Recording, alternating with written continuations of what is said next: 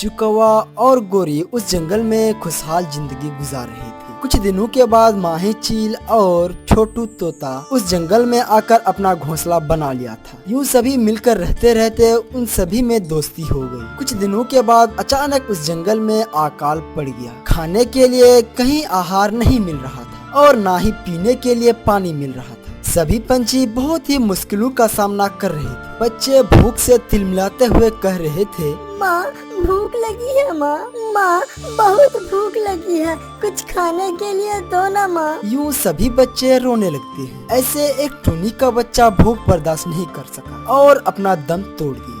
मेरा प्यारा बच्चा भूख बर्दाश्त नहीं कर पाया और चल बसा। ऐसे दिन किसी को देखना ना पड़े। अब तक तुम सब यहाँ पे क्यों रुके हो? चले जाओ यहाँ से। ऐसे जंगल के सभी पंछी टूनी चिड़िया को चुप कराने की कोशिश किया और टूनी के बच्चे का अंतिम संस्कार किया गया। कुछ दिन ऐसे ही बीत जाते हैं और हम कुछ दिन यहाँ पे रुकेंगे तो हमारे लिए और हमारे बच्चों के लिए सही नहीं होगा। हमें यहाँ से कहीं और जाना चाहिए। दोस्त ये गर्मी का दिन है ना, इसीलिए हम कहीं भी चले जाए हमें खाना नहीं मिलने वाला है। कहीं और जाकर भी हम जिंदा नहीं रह पाएंगे। यहाँ रहेंगे तो पर भी हम मर ही जाएंगे। पर हम सबको इस बात की खुशी होगी कि हम सब अपने अपने घरों पे ही मरे हैं। छोटू तोता की बातें सुनकर जंगल के सभी पंछी सहमत हुए। ऐसे ही कुछ दिन और बीत जाते हैं। चील की बच्चे भूख से तड़प रहे। चील को समझ में नहीं आ रहा था कि वो क्या करे। चील को अपने बच्चे को ही मारकर खाने का नौबत आ गई। चील अपने बच्चे को ही मारकर खाने लगी। जंगल की हालात इतने बदतर हो गए थे कि अपने आप को नोचकर खाना पड़ रहा था। हे भगवान, ये कैसा मुसीबत है? हमें खुद के ही बच्चे को मारकर खाना पड़ रहा है। टूनी की सेहत बहुत खराब हो गई। टूनी मरते हुए अपने दोस्तों से कहा,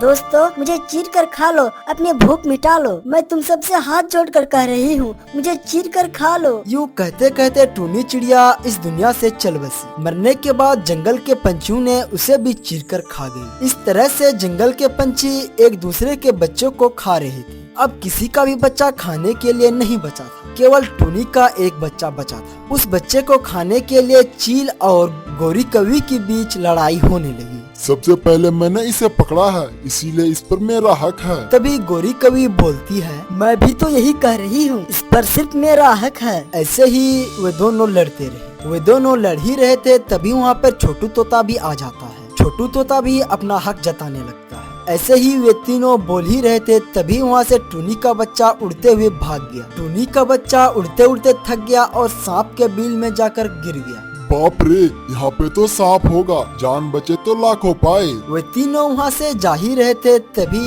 नन्हा सा बच्चा बाहर आ गया। आप सब मेरे साथ अंदर आओ, आप सबको मैं चमत्कार दिखाता हूँ। क्या है? आखिर है क्या वहाँ पे? यह कहकर उस बच्चे के साथ सब सांप के बिल के अंदर चला गया। अंदर चलकर देखते हैं तो वहाँ पे फल, सब्जियाँ और बोरी में बहुत सी अनाज रखी हुई है। उसे देखकर बाकी पंछी एक पल की देरी ना करते हुए खाने लगते हैं। इतना सारा आहार खाने मिलेगा, ये तो मैंने कभी सपने में नहीं सोचा था। ये जगह किसी और की होगी, हमें यहाँ से जल्दी से निकल जाना चाहिए। ये सोचकर वे चारों वहाँ से जल्दी से निकल जाते हैं और अपने घर की तरफ रवाना होते हैं। यूं हर दिन उन सभी पंछियों ने उस बिल में आते और अपने दाना खाकर वहाँ से जल्दी से निकल पड़ते थे।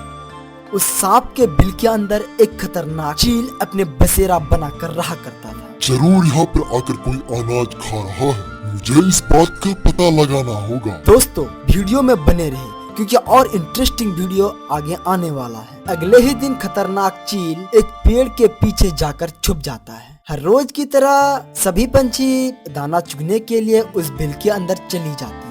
ओ, तो तुम ही हो वो सब जो मेरे यहाँ से जाने के बाद मेरा सारा अनाज खा जाते हो।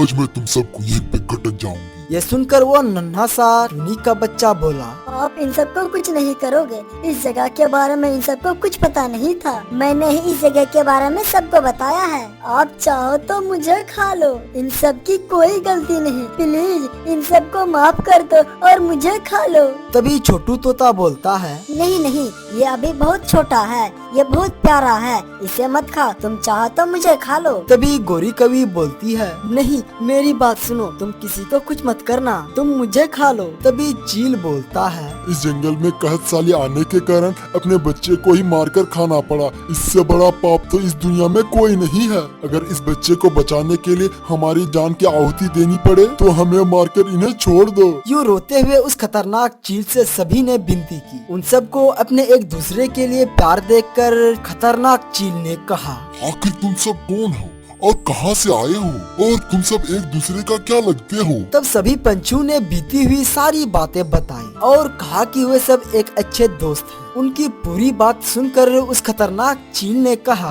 इतनी मुश्किलों से गुजरने के बाद तुम सब यहाँ पे आए हो। तुम सबकी दोस्ती देखकर मैं बहुत प्रभावित होती हूँ। मुझे भी अपना दोस्त बना लो, मैं तुम सबके साथ दोस्ती करना चाहता हूँ। डेंजर चील की बातें सुनकर सभी पंछी खुश हो जाते हैं और सभी पंछियों ने हाँ भी भर दी। तुम सबको खाने के लिए जितना भी आहार चाहिए यहाँ पे भरा पड़ा है। कुछ ही दिनों की तो बात है, तुम सब यहीं से भोजन लेके जाना। उसके बाद बरसात शुरू होगी और चारों तरफ फूल फल आएंगे। फिर तुम सब आजादी से रहना और अपना भोजन खुद ढूंढ लेना। यह बात सुनकर सभी पंछी बहुत खुश हुए और कहने लगा कि उस दिन का सभी को इंतजार है। यूं ही कुछ दिन बीत जाते हैं। जैसे चील ने कहा था, कुछ ही दिनों के बाद बारिश होने लगी और बरसात की वजह से फिर से पहले की तरह चारों तरफ हरियाली ही हरियाली होने